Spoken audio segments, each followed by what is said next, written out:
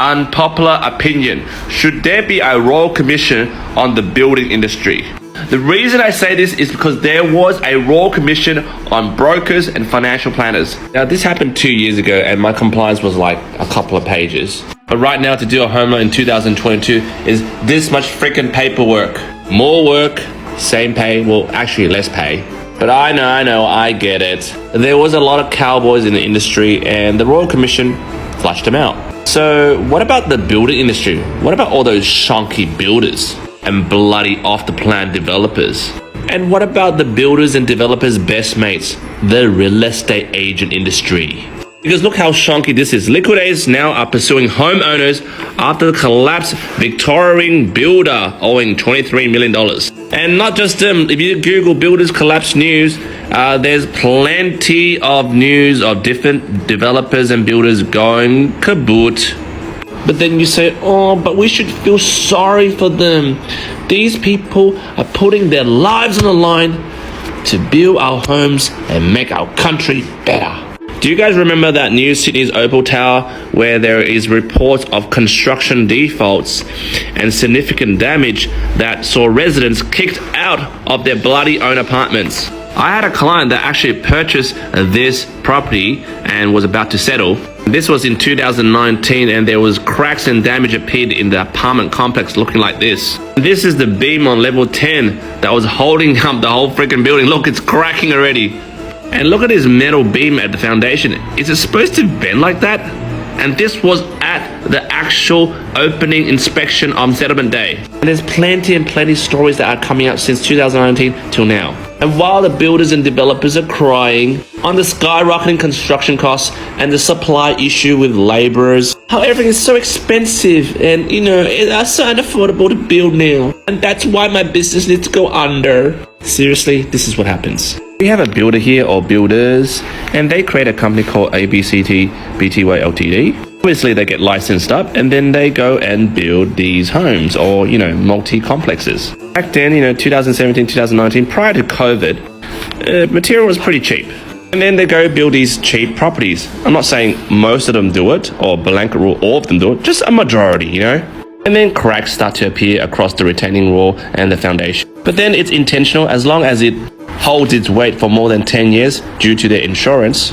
Obviously, the customers gets really unhappy and then they go to this organization called ICAT to make a complaint and a claim against the builder. Then the penalty is probably millions of dollars. This builder would then bankrupt this company and go, suck crap, I'm not gonna pay it because I'm bankrupt, baby. The reason I said builders, because later what happens is once this company is closed down and the license is probably gone, the builders or their cousins will open another new company called CDE Pty Ltd, whatever that company is. And this whole bloody process starts again. Now, I'm not being casually racist here, but then when you mix the word builders and then cousins, that's right, you guessed it. They're the notorious Asian builders, Chinese builders, builders that look like me. But that's just a self-deprecating joke, a technique to segue from the actual truth. And what did we learn from the past, which I just presented, which is shonky builder creates shonky work, goes to the shonky ICAT, gets a shonky penalty, and then they declare bankruptcy, and then they appoint another person within the family, and this cycle begins. And in 2022, due to the coronavirus and the whole, supply chain issue, this process gets speed up. You have shonky builder, cost is going up. Oh no! Shonky work, shonky ICAT, they declare bankruptcy, and it goes again. But with this going on, it speeds up the process. And guys, the system protects them because once these guys go bankrupt, they transfer it to their family assets and the whole process begins. Just recently, the Mascot Towers apartment, where residents were forced to evacuate due to serious structural cracks. And while this developer is dealing with ICAT or, some sort of tribunal body, the developer, the founder, then goes buys a $20 million foreclosed home. While the owners of Mascot Towers have been through enormous emotional and financial strains, who cares with this system and that system that allows this developer to then buy this property? So where's this royal commission? I can bet your bottom dollar if a broker or a financial planner or a financial advisor went and did that, will go straight to freaking jail. And you know why the Royal Commission has not been called on developers and builders? Because the government needs them. Well, people like us, we're just small potatoes. We're like the sacrificial scapegoat. What's wrong with the property industry?